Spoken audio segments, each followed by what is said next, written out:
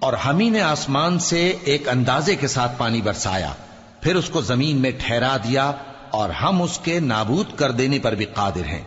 پھر ہم نے اس سے تمہارے لیے کھجوروں اور انگوروں کے باغ بنائے، ان میں تمہارے لیے بہت سے میوے ہوتے ہیں اور ان میں سے تم کھاتے ہو۔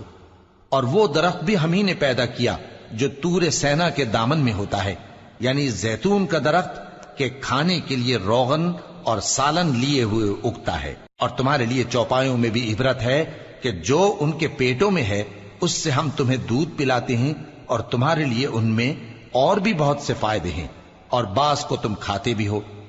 اور ان پر اور کشتیوں پر تم سواری بھی کرتے ہو۔ اور ہم نے نوح کو ان کی قوم کی طرف بھیجا تو انہوں نے ان سے کہا کہ اے قوم،